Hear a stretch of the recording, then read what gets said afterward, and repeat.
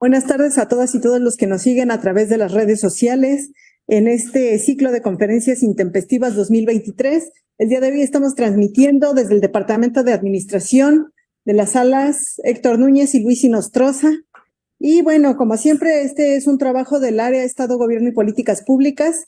Y el día de hoy, la conferencia intempestiva está dedicada a el filósofo Enrique Dussel. La conferencia se intitula Enrique Dussel, filósofo de la liberación, y la va a impartir el doctor Carlos Juan Núñez Rodríguez, quien es doctor en estudios organizacionales, pertenece al Sistema Nacional de Investigadores nivel 1, y bueno, es nivel 2, perdón, y tiene licenciatura, maestría y postdoctorado en filosofía.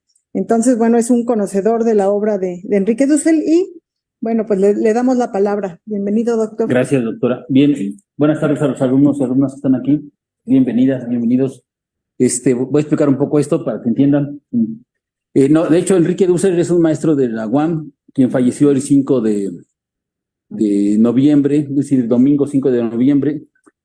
Fue profesor emérito de la UAM e investigador emérito del Sistema Nacional de Investigadores aquí en México. Es un profesor de la UAM de alto nivel, de altísimo nivel. Tenía dos doctorados, ¿no?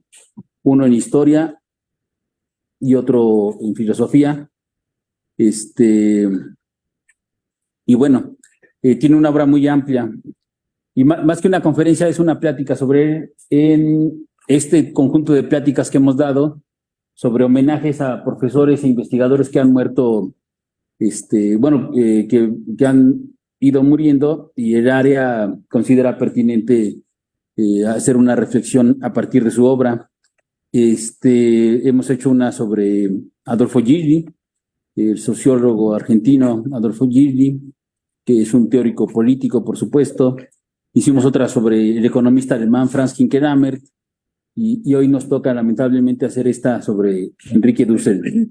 Enrique Dussel es un autor que escribió muchos libros, ¿no? Hay todo un debate si eran 60, 80 libros.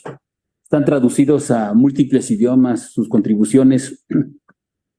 Y bueno, se podría decir mucho de él en algún sentido. No voy a hacer un planteamiento teórico, que podría hacerlo.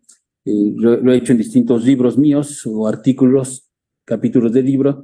Más bien me interesa mostrarle un poco a la gente que nos sigue por redes sociales, y en este caso aquí a los alumnos y alumnas de administración, un poco quién es Enrique Dussel. He de decir también, Gerardo, por favor, que para conocer un poco su obra, nosotros aquí en el área de Estado, Gobierno y Políticas Públicas vamos a impulsar un seminario de investigación el próximo año, y la idea de este seminario es analizar algunas obras de Enrique Dussel, y vamos a comenzar con tenemos un pequeño cartel, no sé si lo puedes proyectar, Gerardo, ya está proyectando, ok, de invitación. Y cuando empiece el seminario vamos a leer una obra que elegí, que se intitula 1492, El encubrimiento del otro.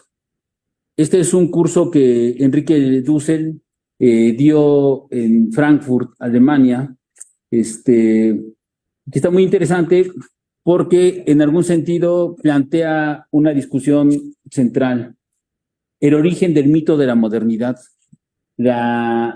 Dice invención, invasión, colonización, ¿no? Colonización espiritual, que vive en el Imperio Azteca, ¿no? Por parte de los españoles. Entonces, esas cuatro categorías son fundamentales para iniciar la lectura de este gran curso que dio Enrique Dussel. Y bueno, cuando empecemos este seminario que estamos viendo el cartel, el Seminario Internacional de Enrique Dussel, su producción teórica 2024, vamos a difundirlo ampliamente. Todas y todos están invitados. Toda la gente que nos sigue por redes sociales se puede acercar a nosotros vía inbox en el Facebook, y ya les iremos dando fechas en concreto, y iremos desglosando la lectura para irla analizando. Claro, con ese libro empezaríamos, no va a ser el único, pero creo que este es fundamental. También aprovecho el otro cartel, por favor, Gerardo. como bien indicaba, tuvimos la desgracia de que falleciera también un gran amigo de Enrique Dussel, el economista alemán Franz Hinkelamer, y también vamos a impulsar un seminario internacional de análisis de la obra de Franz Hinkelamer que le intitulamos El humanismo de la praxis. Esto lo hacemos en conjunto con diversas universidades de Chile, de Ecuador, de Brasil. Y bueno, ya nos pusimos de acuerdo y vamos a empezar a analizar un libro imprescindible de Franz Hinkelamer cuando él era autor de la teoría de la dependencia, pero poca gente lo conoce como autor de la teoría de la dependencia y es fundamental. Se intitula Ideología del desarrollo y dialéctica de la historia. Sí hay que dejar de hablar de desarrollo. El desarrollo es un concepto completamente colonizado. Yo creo que su lugar debe de estar en el bote de la basura, así en principio.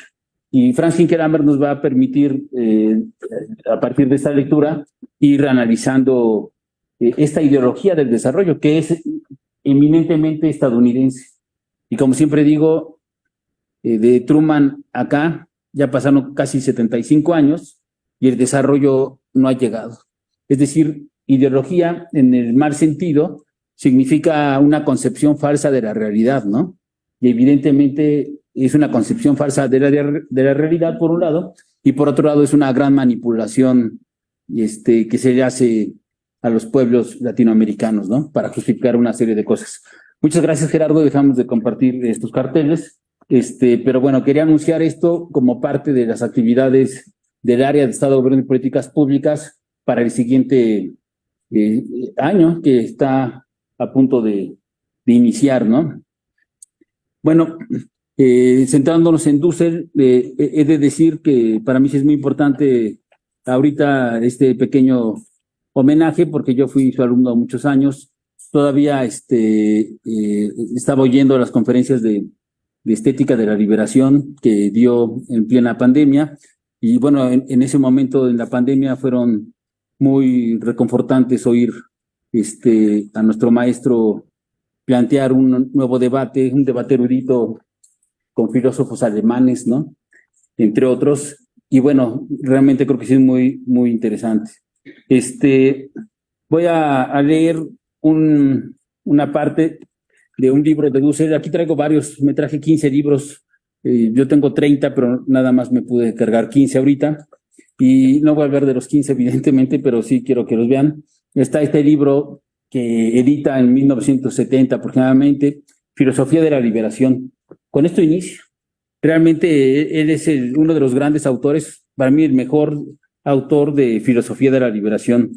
Y no solamente de Filosofía de la Liberación, de filosofía en América Latina, y yo diría uno de los mejores autores de filosofía en la historia de la humanidad, ¿no? Estamos ante un autor realmente impresionante.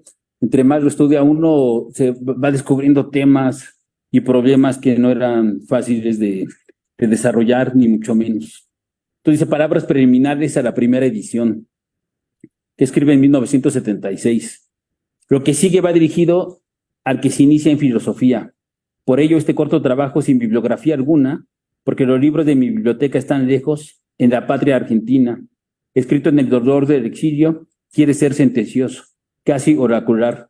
No pretende ser una exposición completa, sino más bien un discurso que va trabajando tesis tras tesis, propuesta tras propuesta. Es solo el marco teórico, filosófico, provisional. Claro, es un marco teórico, filosófico, muy provisional. Es un librito chiquito, escrito en el exilio aquí en México. De hecho, llega a México Enrique Dussel a trabajar a un lugar muy lejano para nosotros, la UAM Azcapotzalco. Llega a trabajar en el departamento, en CIAD, ¿no? Exactamente. Llegó aquí a trabajar siendo el filósofo. Llega bajo las condiciones de que le pusieron una bomba en su casa. Entonces, por eso está lejos su biblioteca, ¿no? En parte está destruida. Tuvo que tomar a sus hijos, a la familia, y afortunadamente hubo quien lo recibiera aquí en México. Y me da mucho gusto que haya sido la UAM Azcapotzalco. Lamentablemente el día de su velorio, pues ahí estuvimos, convivimos con algunos maestros aquí de CIAT que comentaron ese día que ellos habían ayudado a llegar a Dussel a México. Era insospechado aún quién era Dussel o quién iba a ser, dado su trayectoria. Entonces quería mencionar eso. Claro, aquí es todo un debate fenomenológico, ¿no? Realmente retoma categorías que van a acompañarlo toda su vida, así como exterioridad, totalidad, proximidad, ¿no? Liberación, y va a ir planteando otras categorías raras, ¿no? Política, erótica, pedagógica, antifichetismo. Y bueno, aquí está discutiendo pues, con Husserl, ¿no? Con Heidegger, con Schelling, con Kant, con Hegel. Toda la tradición más compleja alemana aquí está discutiendo. Y en gran parte de memoria, lo cual es impresionante. Y bueno, obviamente está su gran maestro Levinas, ¿no? Por supuesto, aquí un poco por Ricoeur, ¿no? Este gran hermeneuta. Sé que digo muchos nombres que nadie conoce aquí de los presentes, pero no importa, son filósofos y algún día hay que oír hablar de ellos, aunque sea de pasadita, y sin ellos no se puede entender estas grandes discusiones, ¿no? También quería leer un poco el inicio, las palabras preliminares de un texto titulado Para una ética de la liberación, tomo 1. Enrique Dussel va a escribir 3 éticas de la liberación, en momentos distintos. Esta es la primera ética de los años 70, 1973. Está escrito, dice, la presente obra no pretende pensar solo las condiciones de posibilidad de una filosofía latinoamericana. Ella es desde su comienzo filosofía latinoamericana. Quizá alguien pueda objetarnos que prácticamente hasta la tercera parte del tercer tomo no aparecen autores o filósofos de nuestro continente cultural dependiente. Respondemos simplemente que la tarea de la filosofía latinoamericana no es comentar lo que la filosofía latinoamericana anterior hizo, aunque no debe desconocerla, ya que estaba viciada en lo esencial de la alienación propia de toda cultura colonial. Era un pensar que estudiaba el pensar europeo y que de esa manera desembocaba en la realidad europea que aquel pensar pensaba. Claro, eso está centrado en un debate que plantea Enrique Dussel, que se planteaba en ese momento a partir de otro autor muy importante, Leopoldo Sea, si había una filosofía en América Latina. O sea, lo que está preguntando de repente si se piensa en América Latina. Es un gran asunto que se discutió mucho tiempo. Yo, por ejemplo, a mi generación, a mí eso ya me tiene sin el menor cuidado. Y como dice un poco Dussel, damos por hecho de que existe una filosofía latinoamericana, que hay un pensar latinoamericano. Tenemos muchos autores que piensan desde América Latina, piensan problemas de América Latina y pensamos de modo original, ¿no? Entonces, este es un gran libro también que recomiendo leer. Indudablemente el tema de la alteridad aquí es fundamental. Levinas va a ser un gran autor, ¿no? Siempre la crítica al concepto de totalidad y del concepto de ser se tiene que hacer desde la alteridad, ¿no? La metafísica y la otredad. Entonces esto lo tenemos que aprender.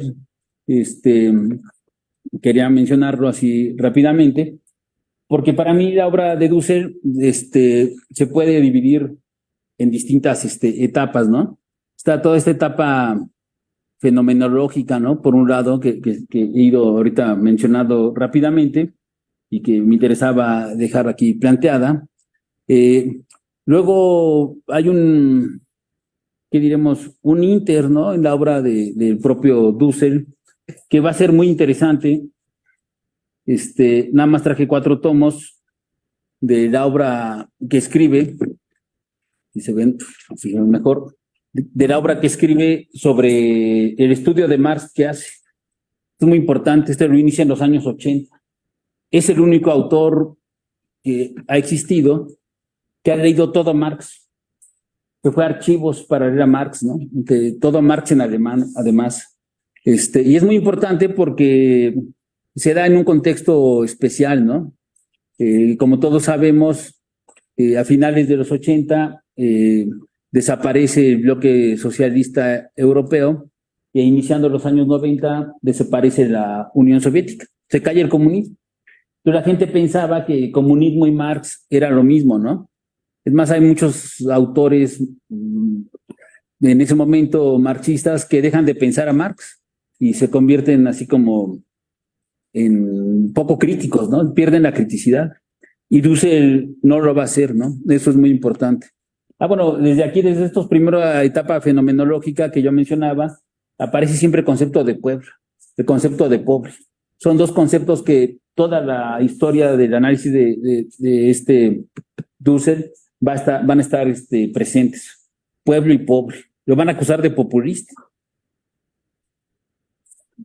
Pero claro, eso es porque hay una mala intención con respecto a la acusación, por un lado, la imputación, y por otro lado, una increíble ignorancia, ¿no? Cuando se habla de populismo. Creo que los estudios de Dussel, como ahorita lo voy a mostrar, van a superar eso sin ningún problema. Pero volviendo al tema de la época donde Dussel revisa a Marx, es muy interesante porque al final de cuentas va a plantear un nuevo Marx, ¿no? Así, tal cual.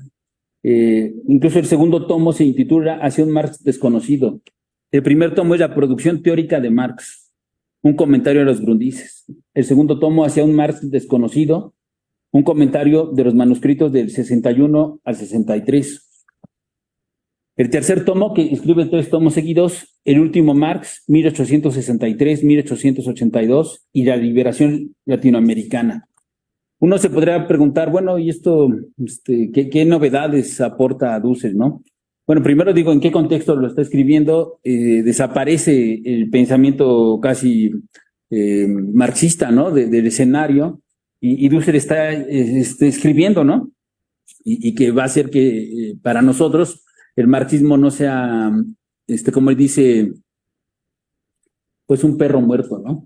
Sino que es más bien una contribución vigente que va a permitir explicar algunos aspectos fundamentales de las sociedades contemporáneas, ¿no?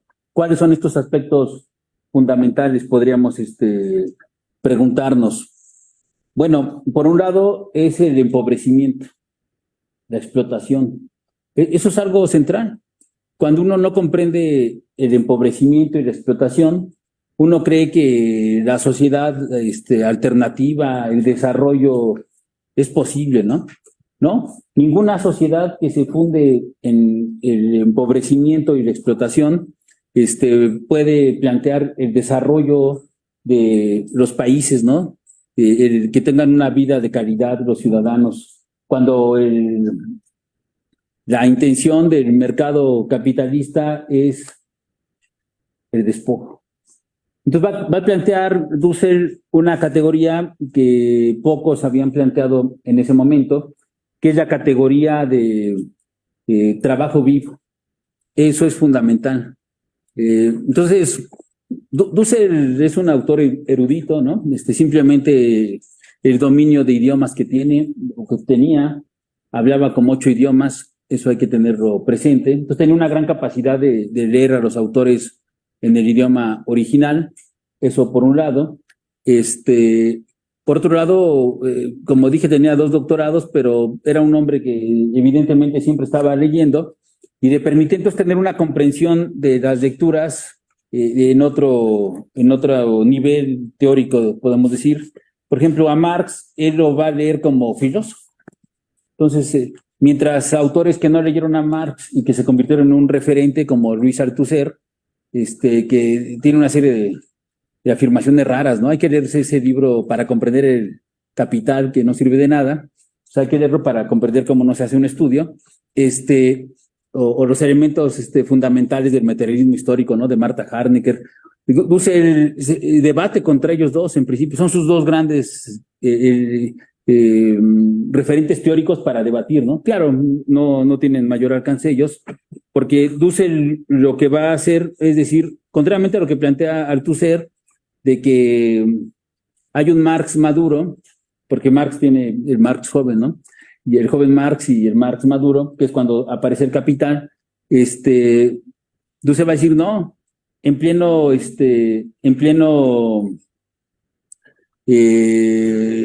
plena producción del Capital, Marx va a ser un filósofo, siempre va a ser un filósofo, nunca lo va a dejar de ser. Y Dussel lo logra demostrar aquí realmente a partir de una serie de citas, ¿no? Que él va a ir haciendo, en donde va a poder demostrar en qué consiste realmente la filosofía marxista. Entonces, el trabajo vivo va a ser la categoría fundamental, ¿no? En todo esto. Al final de cuentas, el trabajo vivo implica que la sociedad está dividida en dos. Y eso lo quiero dejar aquí más o menos claro para mis alumnos y alumnas que están presentes, porque al final de cuentas, el sujeto en el capitalismo no tiene nada. Nada más tiene su corporalidad, su desnudez. Y eso te condiciona social e históricamente. ¿En qué sentido te condiciona social e históricamente? Bueno, podríamos decir, estás condenado a vender tu fuerza de trabajo. Estás condenado a trabajar, ¿no? Como yo siempre le pregunto a los alumnos, ¿quién de ustedes piensa que nunca va a trabajar? Pues está complicado decir, yo nunca voy a trabajar porque, ¿por qué? Por una simple y sencilla razón. ¿Cuál es esta? Requiero dinero, ¿no? Así tal cual, requiero dinero. Y bueno, en todo caso, en esta condena a trabajar, dice Dussel, por otro lado están pues, quien posee los medios de producción, ¿no? Los que poseen todo en apariencia. Y ahí se tiene que entablar una relación salarial, ¿no? Un contrato. Dice, pero antes del contrato, el trabajador está frente al capital. Está en su desnudez, ¿no? Así tal cual. Entonces ahí está la exterioridad.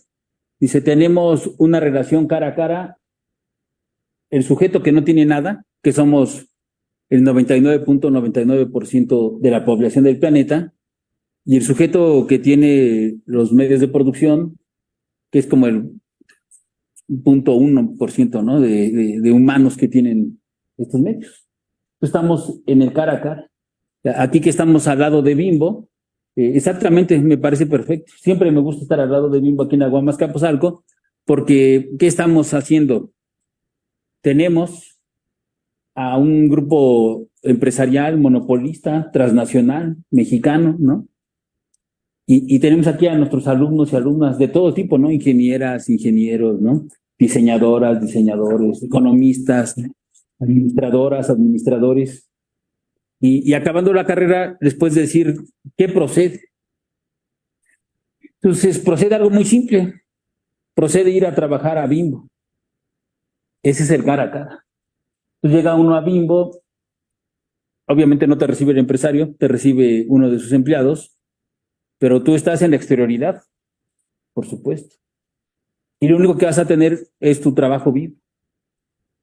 Entonces ahí está hablando de una categoría que me parece fundamental, el trabajo vivo como exterioridad al capital, y que solamente cuando es subsumido en el capital, pues pues al final de cuentas permite ser, y esto es una expresión muy filosófica, la fuente de riqueza, ¿no? La fuente de valor, esa es la categoría.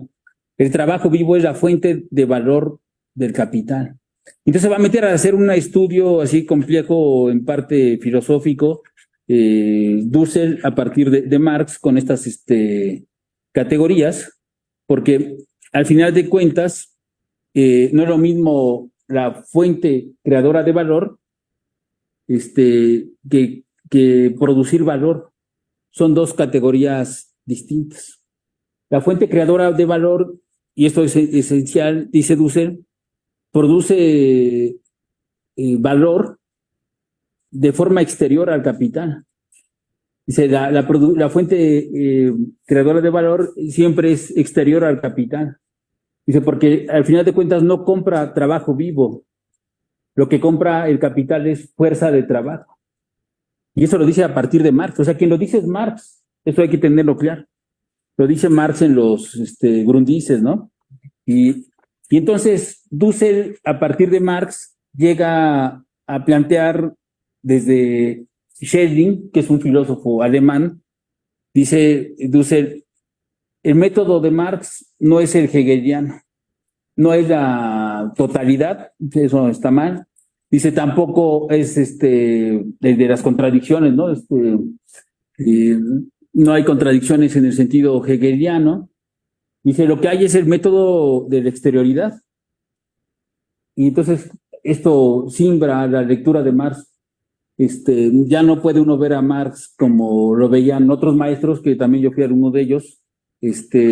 Lo ves con otros ojos, lo entiendes de otra manera, ¿no? Pero no solamente es el método de la exterioridad, sino que también hay otro aspecto más complejo aquí, que es el de vida.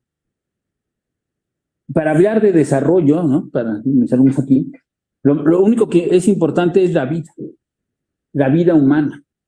Eso es central. Vivir la vida como la vive tu momento histórico. Eso es así fundamental. Lo tenemos que tener aquí presente. Por ejemplo, para nosotros, aquí los alumnos y las alumnas entiendan un poco, nuestra vida, ¿cómo se debe de vivir? Pues como alumnos y alumnas de licenciatura, así tal cual. Entonces, ese es un punto fundamental, ¿no?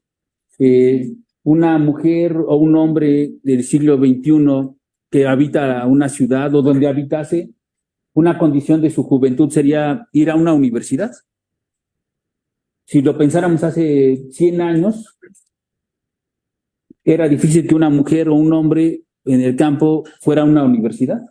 De hecho, las ciudades va habiendo una gran migración a las ciudades a mitad del siglo XX aquí en México, porque aquí están las universidades, ¿no? Está la UNAM, está el Poli, y muchos de los papás de ustedes o de los abuelos de ustedes migraron para estudiar aquí.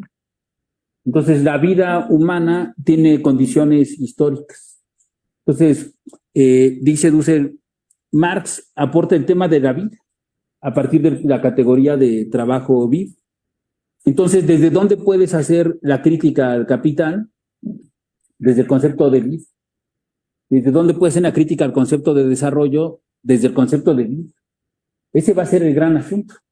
Si no permite la sociedad capitalista contemporánea reproducir la vida que históricamente te toca vivir, entonces ese sistema pues es negativo, es malo y hay que transformar.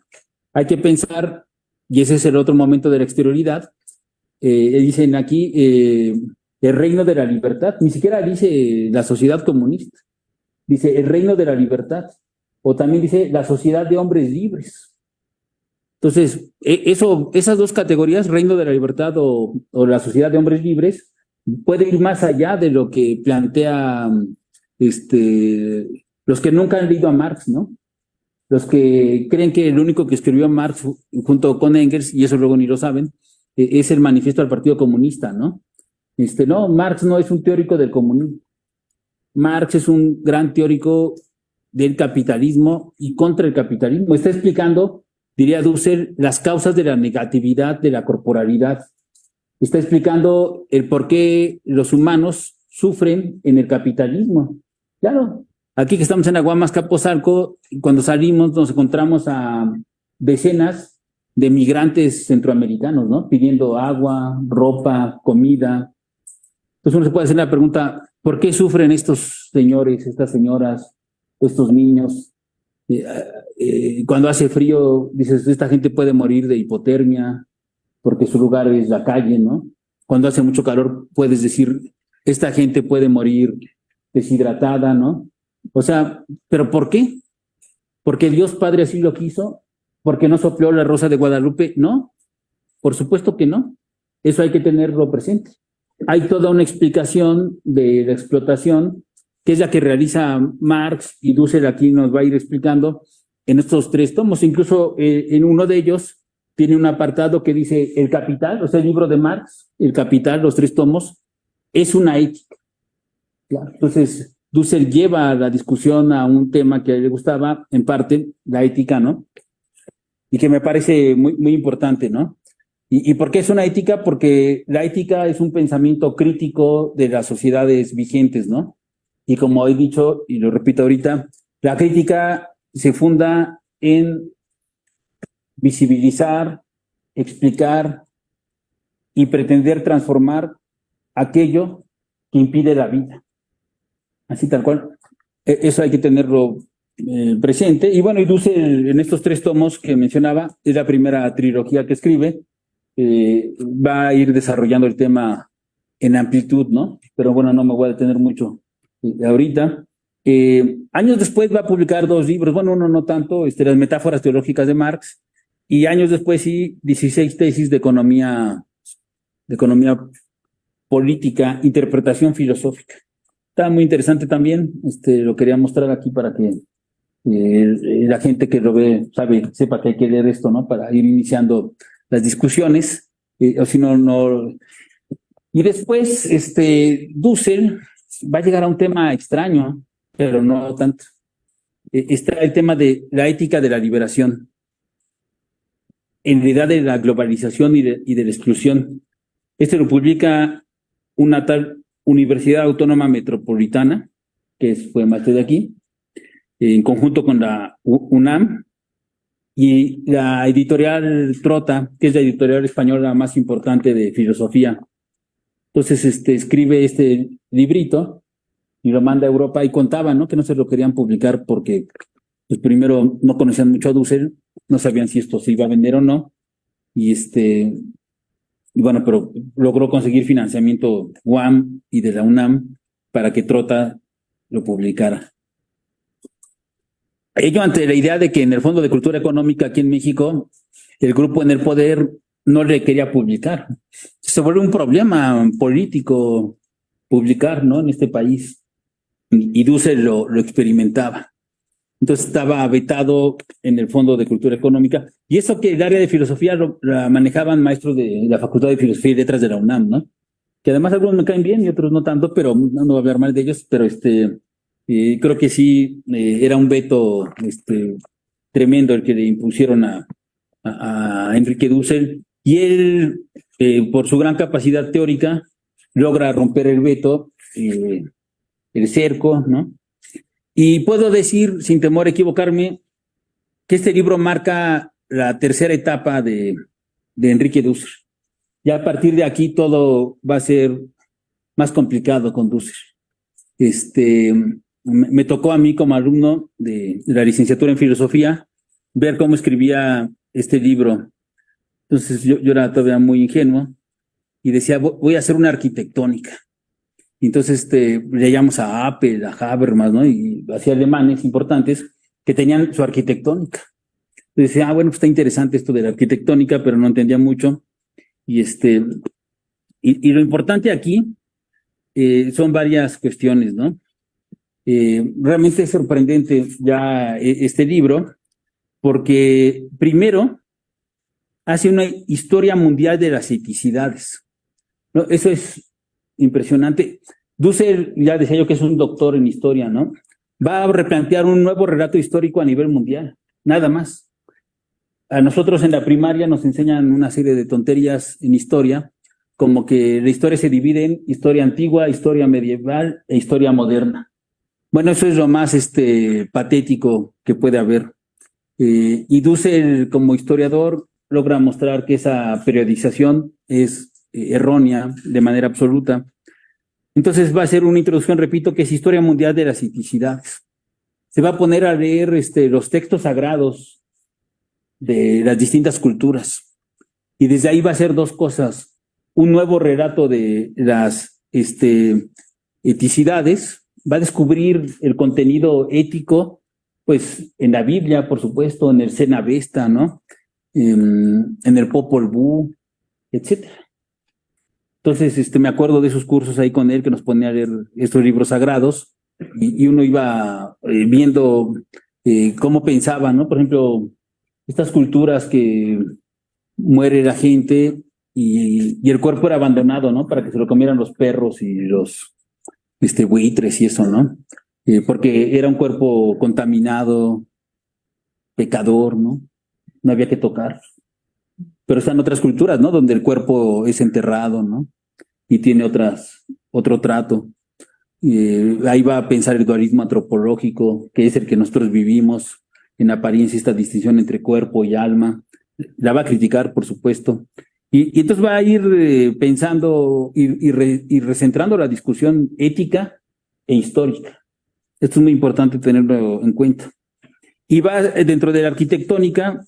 Este libro tiene 2 secciones.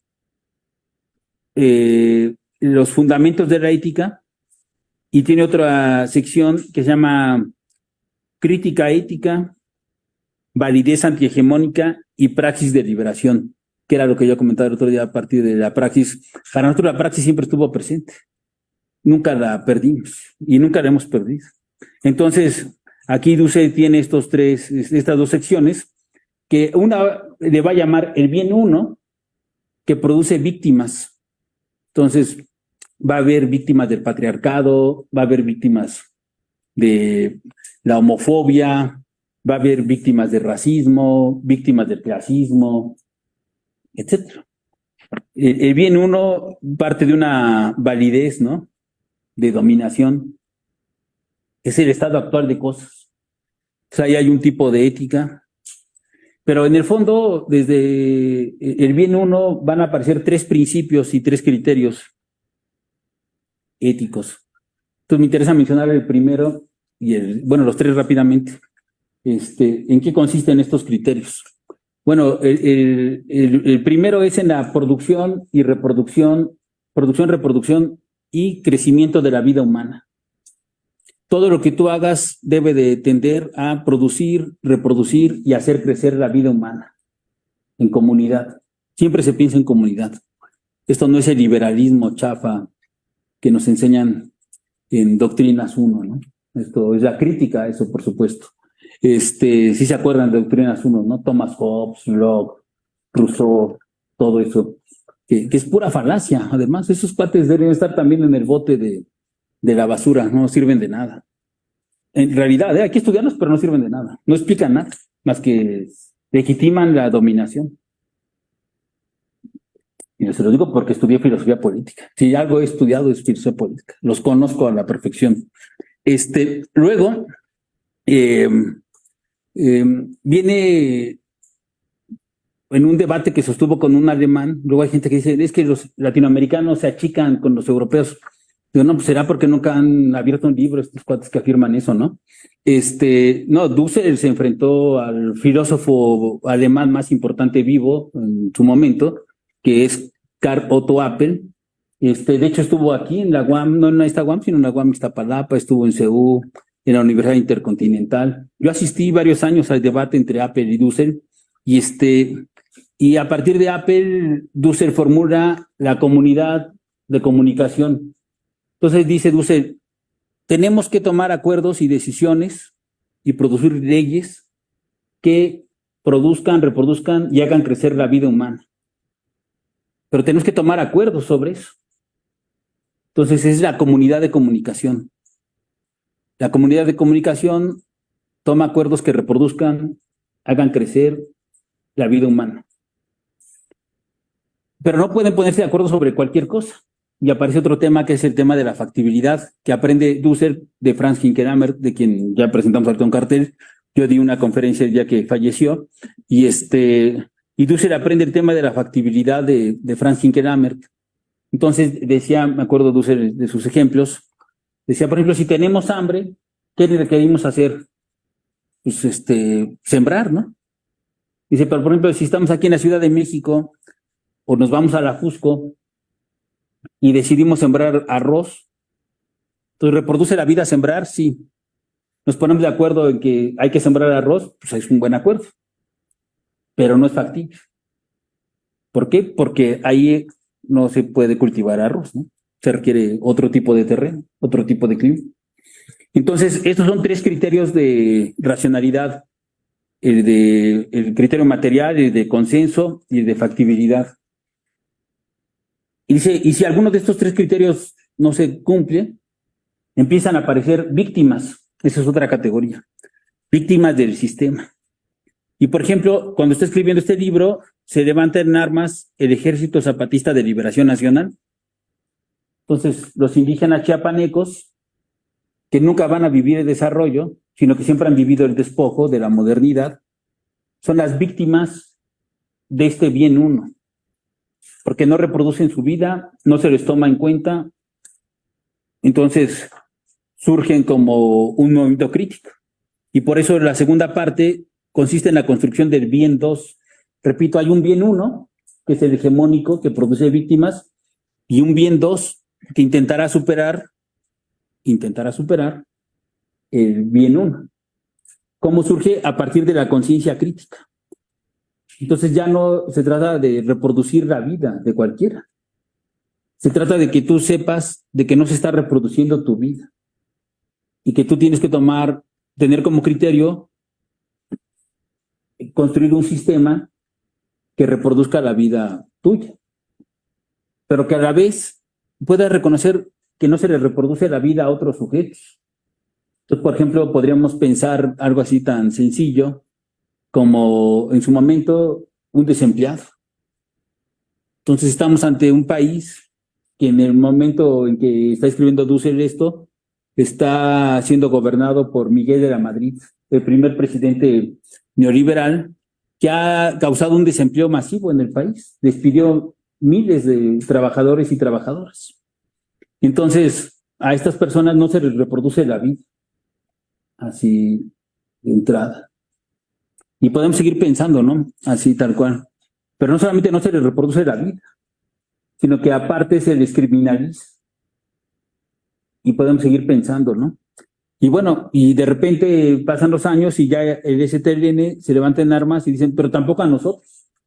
O sea, no se le reproduce la vida a la gente en la ciudad, pero tampoco se le reproduce la vida a la gente en el campo, por causas distintas. En el campo se les ha despojado de su tierra. Entonces uno se pregunta, ¿cuál desarrollo puede haber si desempleas a la gente, le bajas los salarios a los que quedan empleados en las ciudades y en el campo dejas a la gente sin tierra? Entonces no se les reproduce la vida. Entonces se crea una conciencia crítica del sistema dominante, del sistema hegemónico, o contra el sistema hegemónico. Y entonces, en el momento en que descubres a otros grupos, otros colectivos, etcétera, como víctimas, se trata de crear la comunidad de comunicación de validez antihegemónica. Se trata de ponernos de acuerdo, como decía el DSTN, ¿no? Al final de cuentas, hay que convocar a todos los movimientos críticos para oponerse al sistema vigente. En este caso era al neoliberalismo de Salinas y al neoliberalismo de Ernesto Zedillo, ¿no? Y bueno, y se ponen de acuerdo en qué hacer y surge la praxis de liberación, ¿no? Entonces hay otros tres principios que son los que estaba enumerando: crítica ética, validez antihegemónica y praxis de la liberación.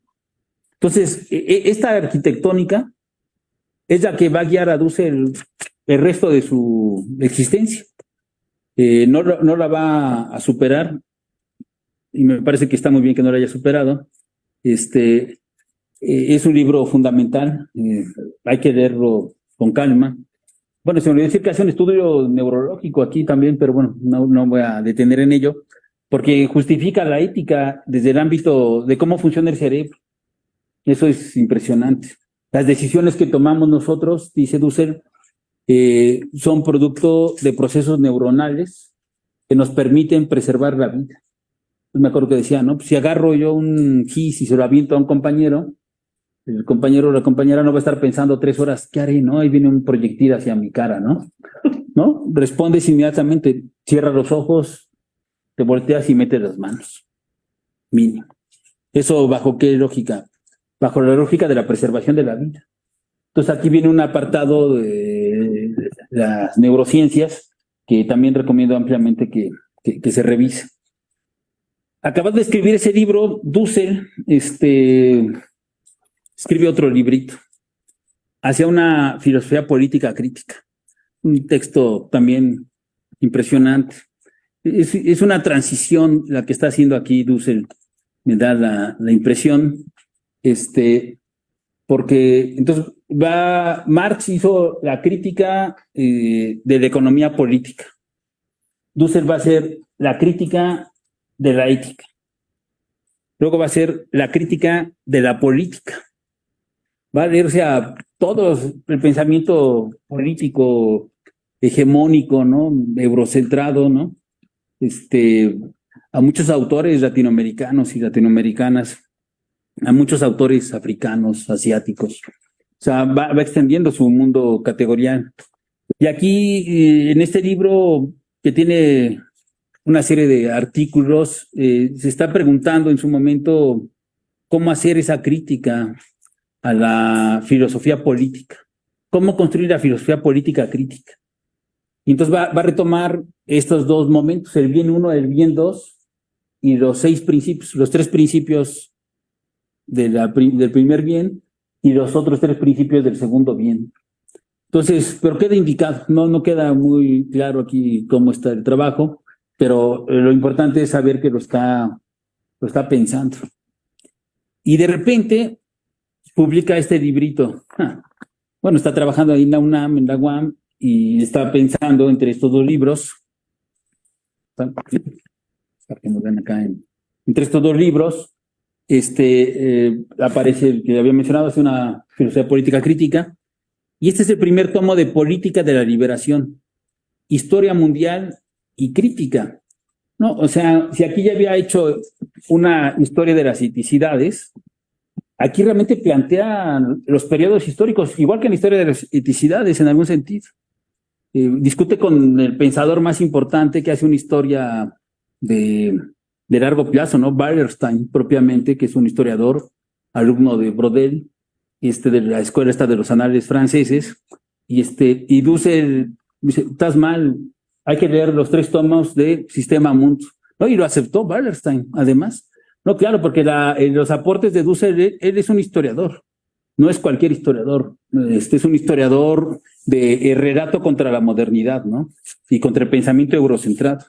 Eso me queda claro. Y el propio Wallerstein es un tipo eurocentrado, indudablemente, o por lo menos en estos 3 tomos, ¿no? Que publica Siglo XXI. Yo lo revisé y efectivamente es una historia muy europea, ¿no?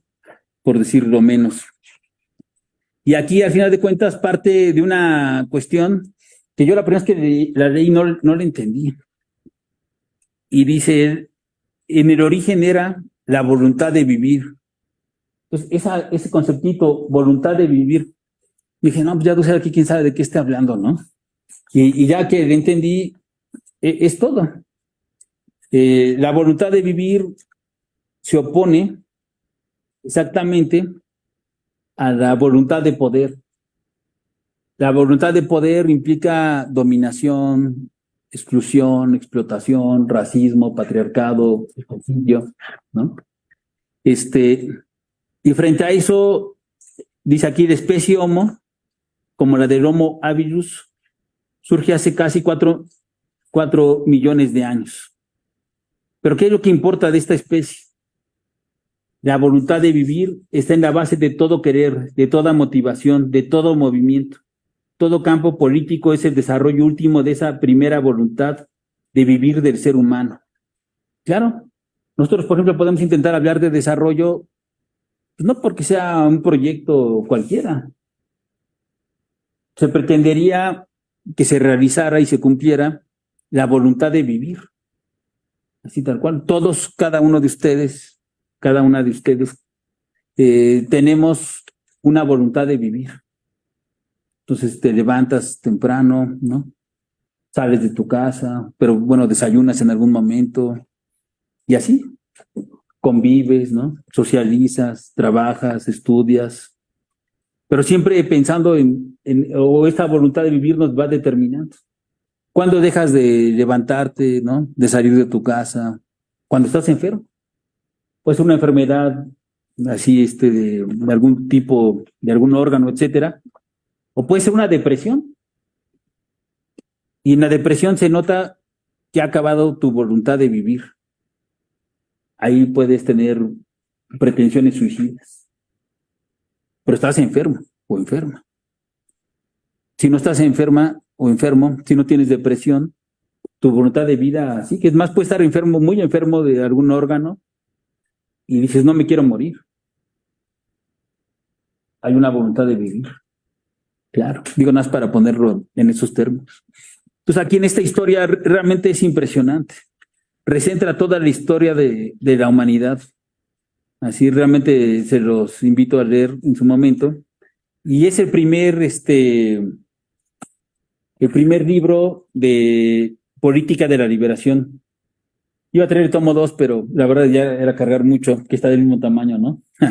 y y es la arquitectónica exactamente, ¿no? De la política de la liberación, en donde al final de cuentas va a elaborar más estos dos momentos, el bien 1 y el bien 2 que yo mencionaba, bajo estos 6 principios que también estaba comentando.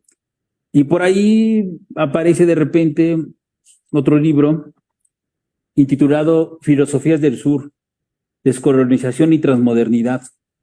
Otro libro también me parece fundamental. Como dije el otro día, todos los libros de Dussel me parecen fundamentales, porque ya se empieza a dar una discusión en América Latina, ¿no? Esta idea de la descolonización y la transmodernidad. Por ejemplo, yo mencionaba hace rato que la crítica que planteaba desde Marx hablaba de reino de la libertad y de la asociación de hombres libres, no de comunismo. Y Dussel ya en su momento habla de transmodernidad. Y él fue el primer autor que habló de un concepto que después se lo van a apropiar otros, al final de cuentas de esta idea, ¿no? Que se va formulando en los años 70 y después también otros europeos lo van a tomar, de el fin de la modernidad, ¿no? El fin de los grandes relatos, el fin de los valores, ¿no? Y Dussel va a decir, no, pero esto no funciona así. Lo que tiene que haber no es una posmodernidad. Hay un filósofo, un libro que se llama así, La condición posmoderna, de Lyotard, que hay que leer ese libro, también está muy interesante. Pero Dussel, 2 años antes de Lyotard, había dicho que el futuro de la humanidad era posmoderno, claro, en otro sentido al de Lyotard, pero bueno, al final de cuentas, Dussel ya iniciando el siglo XXI, va a hablar que el futuro tiene que ser transmoderno. Y estoy de acuerdo con él en parte, no de todo, pero sí en parte. El futuro no puede estar en la modernidad, porque la modernidad que inicia, eso es importante saberlo, con la conquista al imperio azteca por parte del imperio español. ¿Dónde se dio eso? Aquí, jóvenes, en el México Tenochtitlan. Ustedes están pisando el México Tenochtitlan, donde se origina la modernidad. Lo peor que nos pudo haber pasado, nos pasó en algún sentido, pero también de lo que nos constituye. Entonces estamos como en una situación compleja. ¿Cuál fue lo peor? Pues el exterminio que hace el imperio español a los aztecas. Hay una serie de libros importantes. Léanse el libro de Enrique Semo, La batalla por México Tenochtitlan. Está en línea y es gratis. Yo me los acabo de leer hace poco para escribir otro libro en una sección y ahí narro y bueno, y reconstruyo la narración que él hace de esta gran masacre, ¿no? Este genocidio que cometen los españoles y que, bueno, al final de cuentas va a marcar el futuro de este país, de este continente y del mundo, ¿no? Entonces, no podemos ser modernos. La modernidad es genocida y es ecocida. Entonces, Dussel aquí dice, hay que sumarse al pensamiento del sur. Él se asume como parte de este pensamiento y nos invita a pensar la descolonización y la transmodernidad. Y entonces, es un libro a leer y posteriormente saca su tercer libro de ética, 14 tesis de ética hacia la esencia del pensamiento crítico, el cual es muy interesante. Porque al final de cuentas, se puede decir algunas cosas raras, ¿no? Aquí Dussel va a plantear una nueva arquitectónica.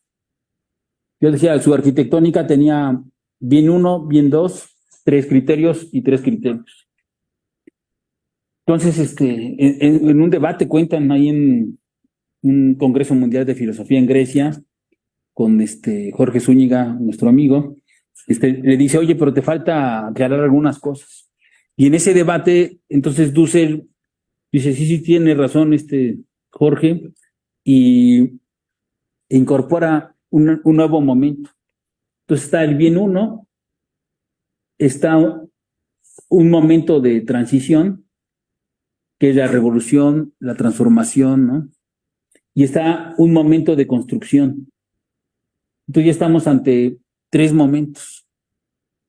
Entonces está uno hegemónico, uno crítico destructivo y uno crítico constructivo.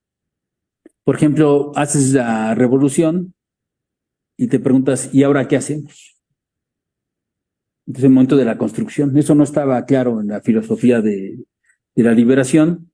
Y aquí realmente Dussel replantea una nueva arquitectónica.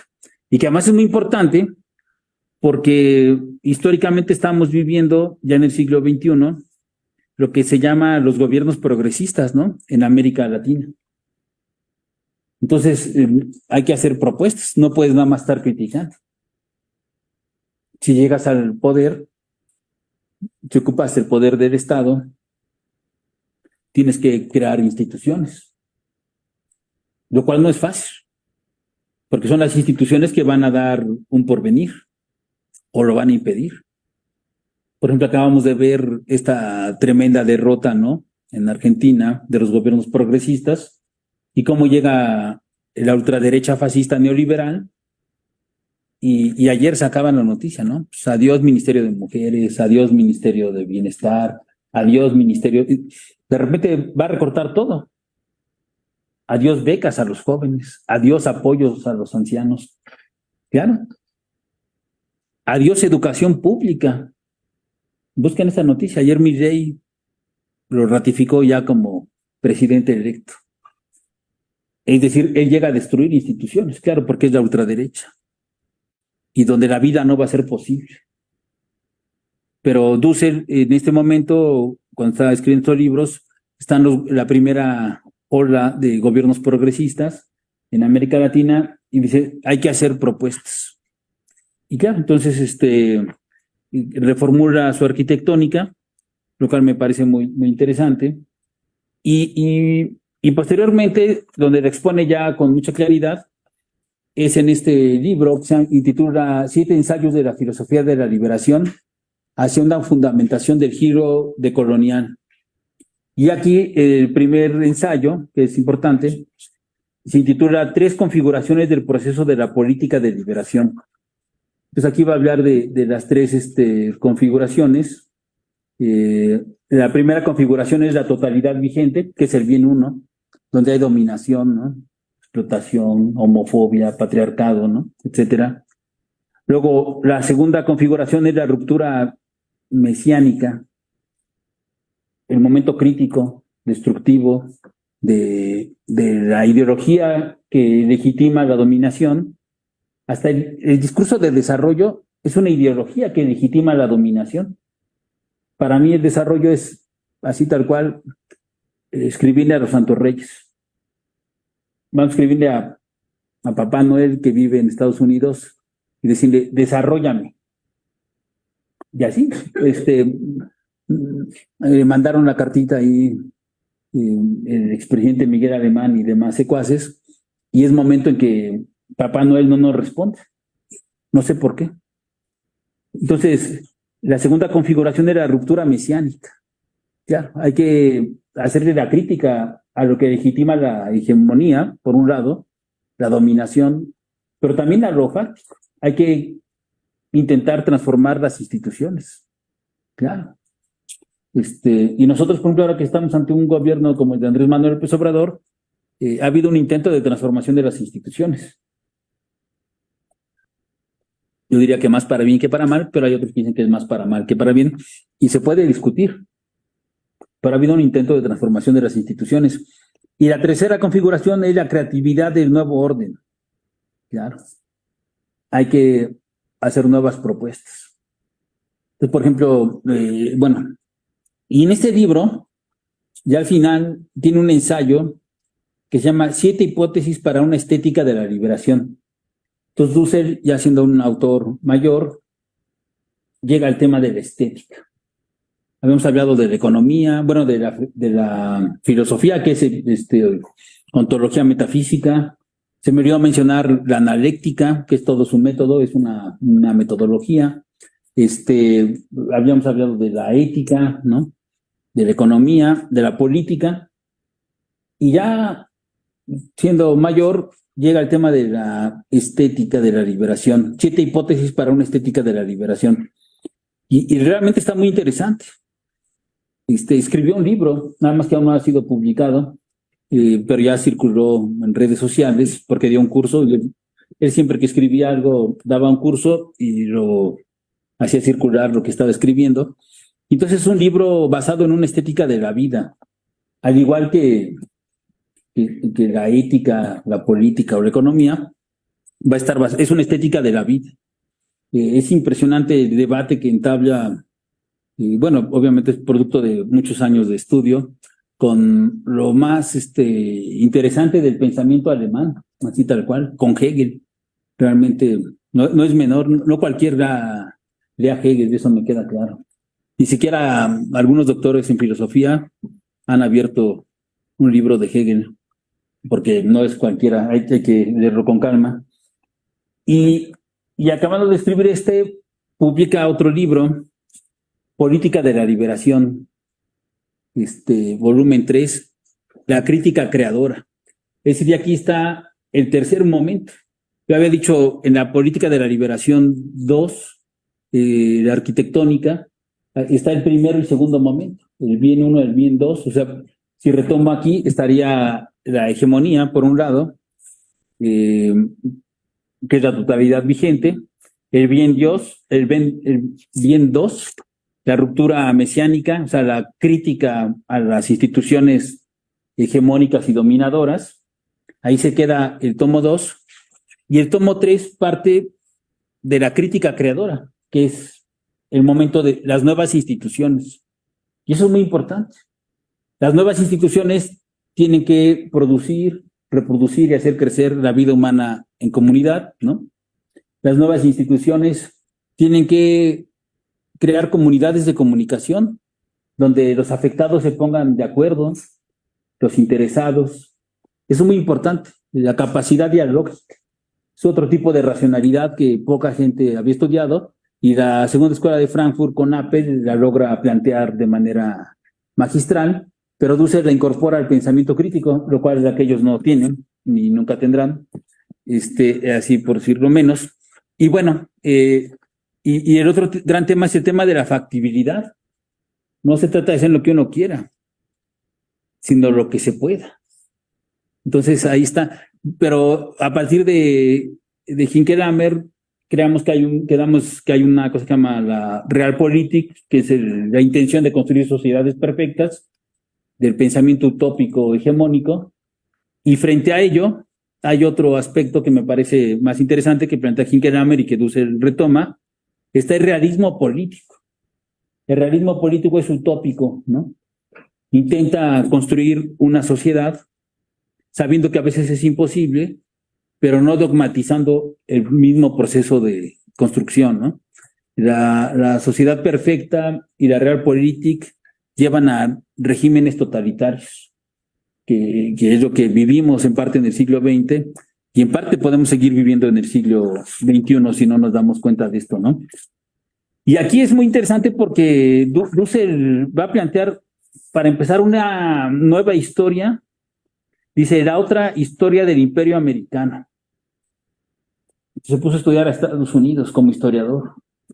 Y claro, y ustedes tienen la idea de qué es el Gran Imperio. No, realmente es trágica, ¿no? La historia estadounidense. Es el pensamiento colonizador, ¿no? Así, genocida, ¿no? Que despoja, destruye, viola. Todo lo más negativo que podemos pensar, lo podemos pensar con ellos. No existe el gran paraíso estadounidense. Es más, hoy lo podemos ver. ¿Qué piensan los tejanos de los migrantes ilegales, no? Hasta se arman para salir a cazarlos, ¿no? Ese es el racismo en plenitud, en pleno siglo XXI. Así tal cual. Hay otra historia que nosotros debemos saber perfectamente, que es la invasión estadounidense a México, ¿no? Que nos quitaron la mitad del territorio. Eso también hay que saberlo. Y esa invasión no fue bonita, ¿no? Esa invasión que implica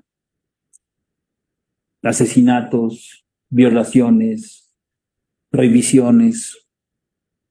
Entonces descendemos de gente que le tocó esa invasión. por supuesto, y que vivió aquí el terror estadounidense. Y no se quedaron los estadounidenses con todo el país porque no quisieron.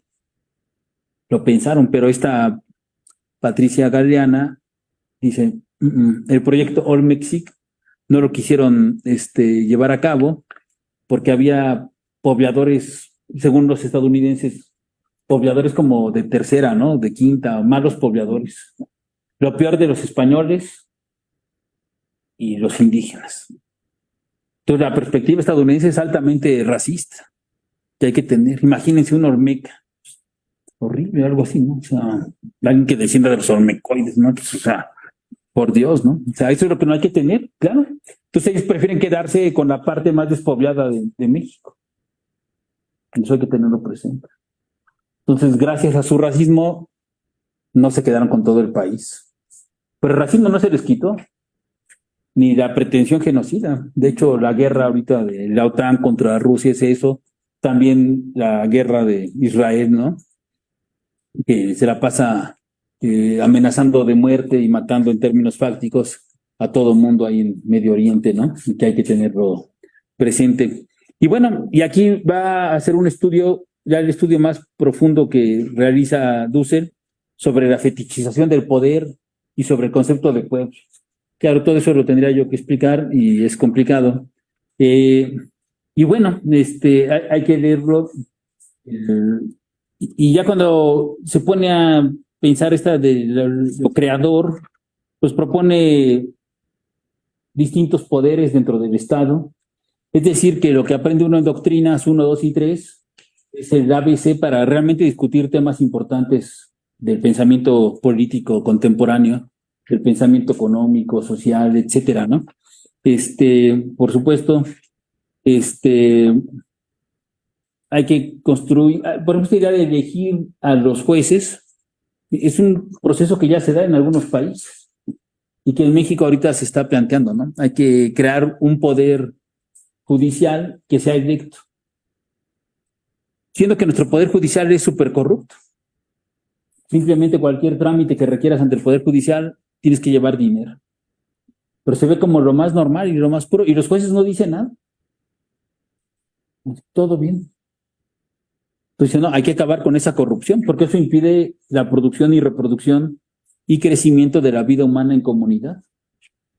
Claro. No hay impartición de justicia pronta y expedita, ¿no? Entonces, aquí llega, al final de cuentas, a plantear un nuevo Estado propiamente. Entonces, eso sería importante que lo revisen.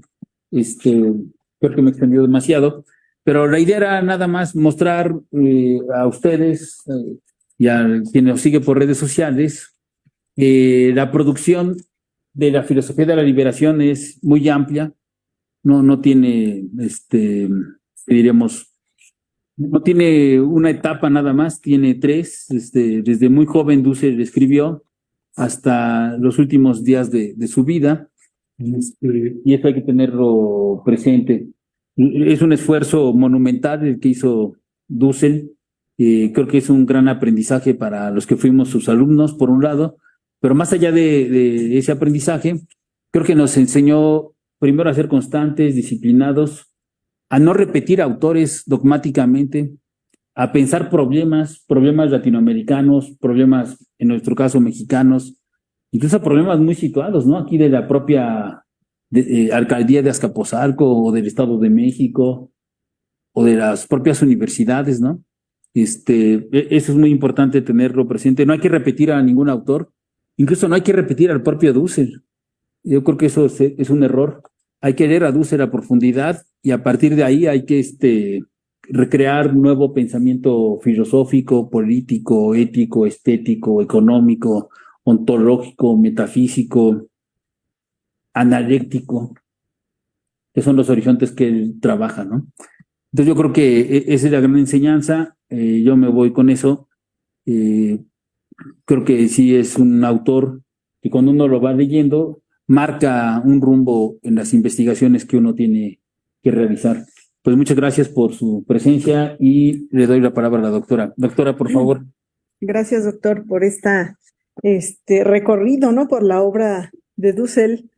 que no es exhaustiva, como bien lo dice, pero que marca, ¿no? Enmarca estas etapas de este autor, profesor de la UAM, filósofo, historiador, economista, teólogo, según el enfoque, ¿no?, que se le quiera dar, porque realmente se desenvolvió en muchos ámbitos, como bien lo menciona aquí, y bueno, que nos deja esta introducción que hace, ¿no?, a la obra de Dussel, pues la idea, ¿no?, de las preocupaciones que tenía el autor, como bien lo dice, no importa en la etapa en la que nos ubiquemos, había una preocupación por la vida.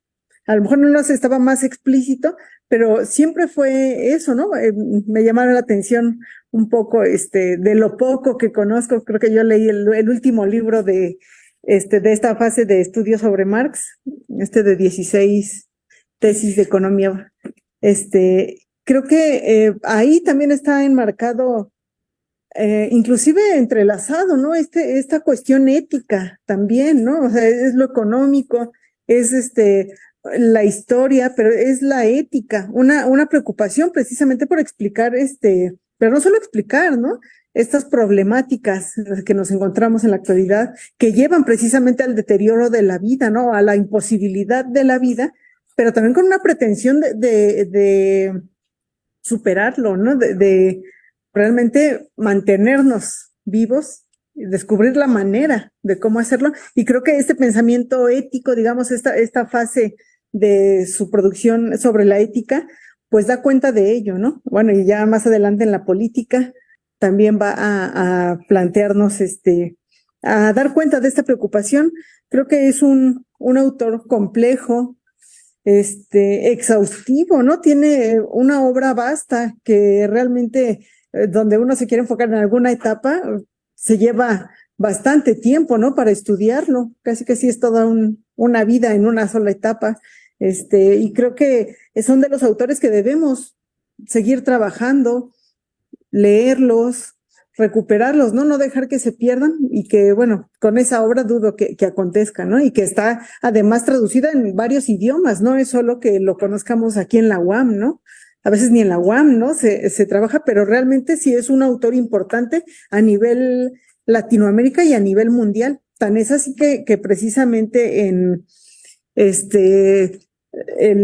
las fechas posteriores a su fallecimiento, bueno, se vio el reconocimiento internacional, ¿no? No solo a nivel local, sino internacional, de diversas figuras intelectuales, políticos, porque es un filósofo, decíamos, muy relevante pues ya hasta del siglo XXI, ¿no? Siglo XX, XXI.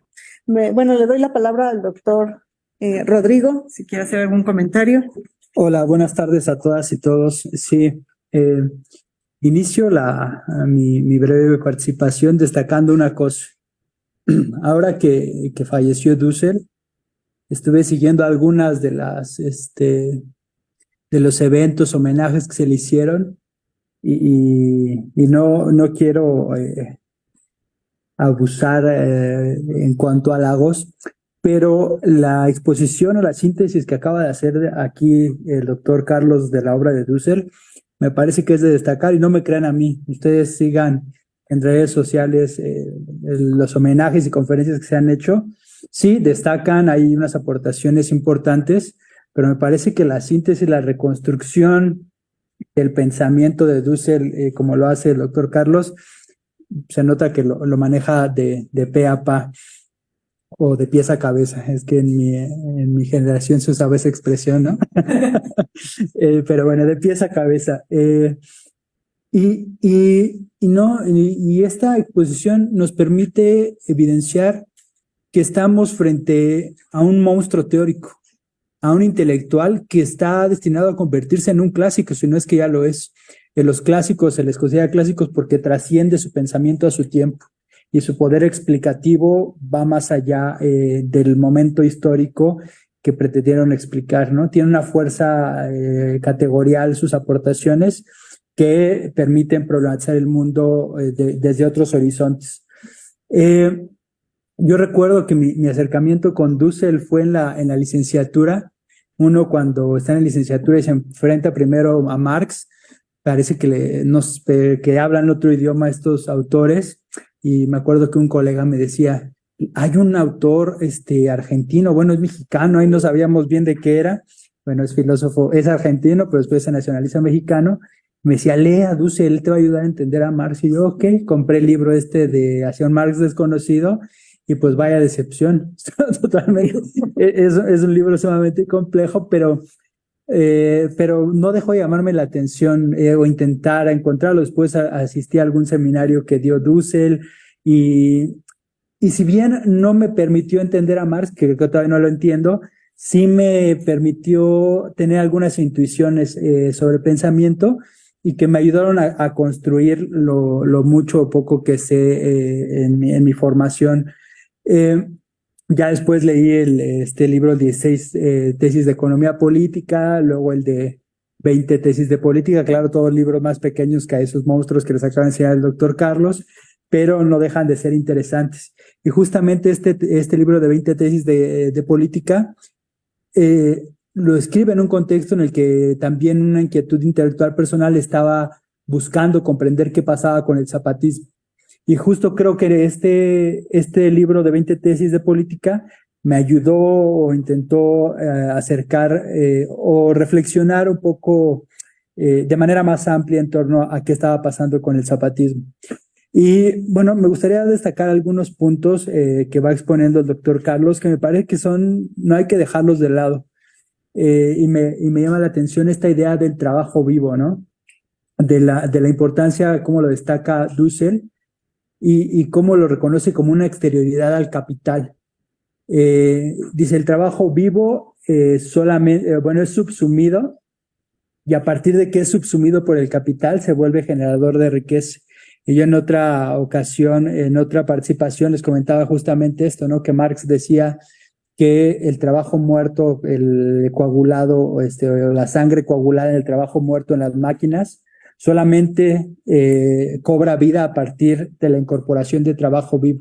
Pero como muy bien lo señala el doctor Carlos, dice, no solamente el trabajo vivo reanima al trabajo muerto pasado coagulado en las máquinas, sino que es capaz de crear valor. Esa es justamente la cualidad del trabajo vivo, ¿no? La capacidad de generar valor, pero me llama la atención aquí cómo se plantea como una exterioridad que solamente crea valor a partir de su subsunción. Y ahorita enunciaba el doctor Carlos algo que me deja de tarea, el método de la exterioridad.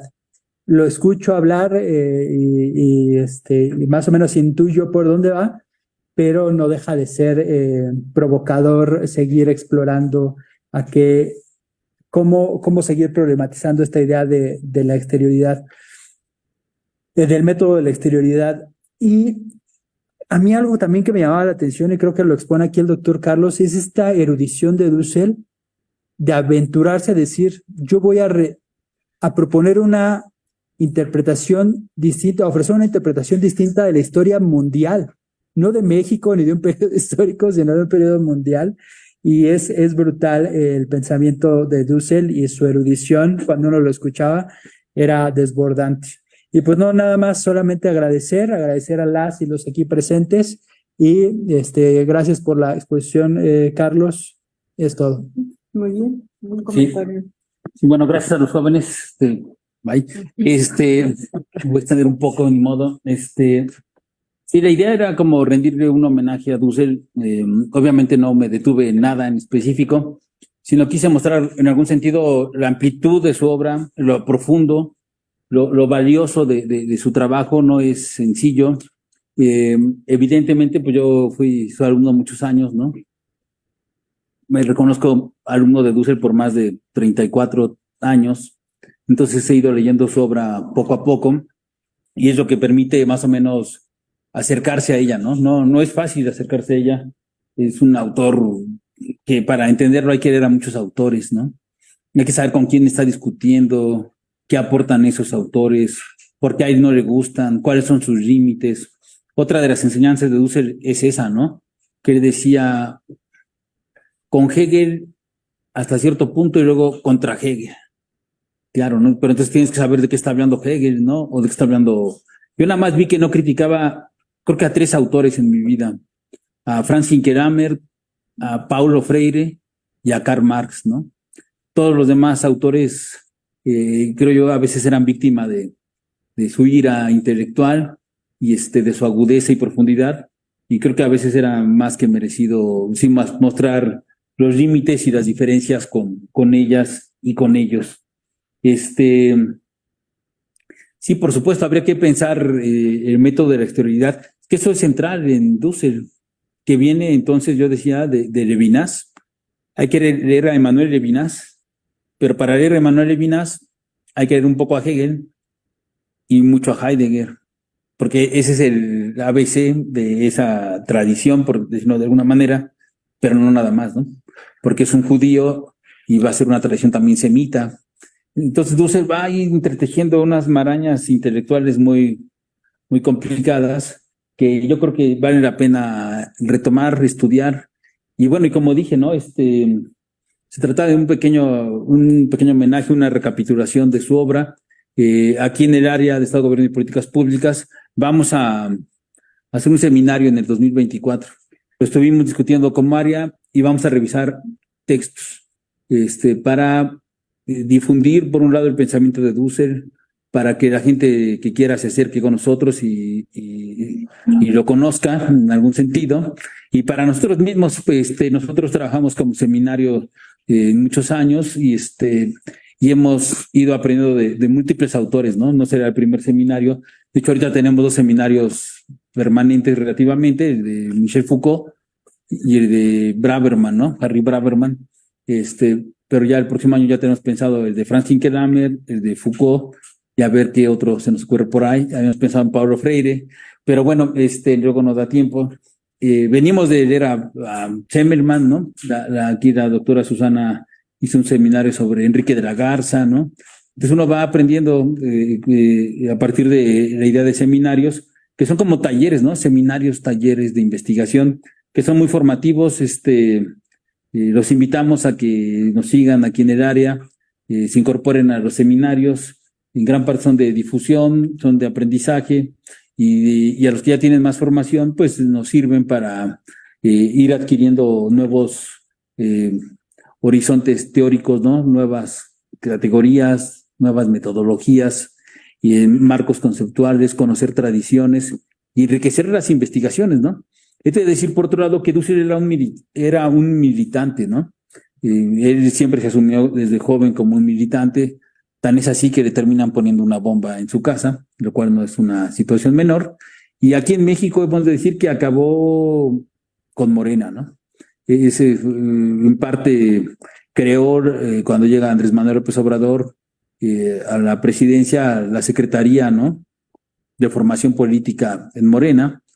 Estuvo ahí hasta donde su salud se lo permitió. Después ya se fue retirando, pero dejó a muchos alumnos ahí. Desaparece la secretaría y se forma otra cosa que no sé cómo se llama, y bueno, ahí está en formación política el grupo, una parte del grupo de Dussel, de sus alumnos más jóvenes, y están trabajando arduamente ahí, ¿no? Pero bueno, Dussel siempre fue un militante, creo que eso hay que tenerlo presente. Al final de cuentas, platicábamos el otro día aquí mismo de que hay que militar y hacer investigación, ¿no?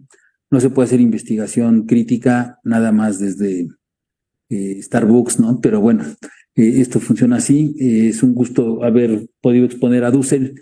Indudablemente es una pérdida. Yo he de decir que ante la ausencia de Hinkelamer y de Dussel, seriamente me he llegado a preguntar a quién vamos a acudir para pensar los grandes problemas contemporáneos, ¿no? Nunca había sentido esa ausencia teórica.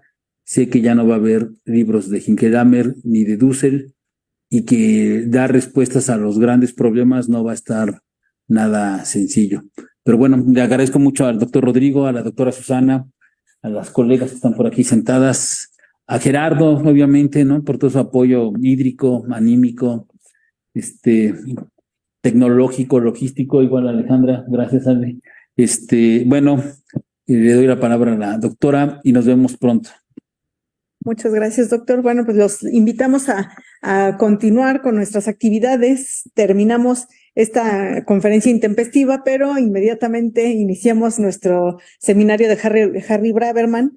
donde el doctor Rodrigo Campo va a dirigir la sesión, ¿no? A llevarla junto con la doctora María Teresa González. Entonces, nos vemos en unos minutos más en el seminario de Harry Braverman. Gracias.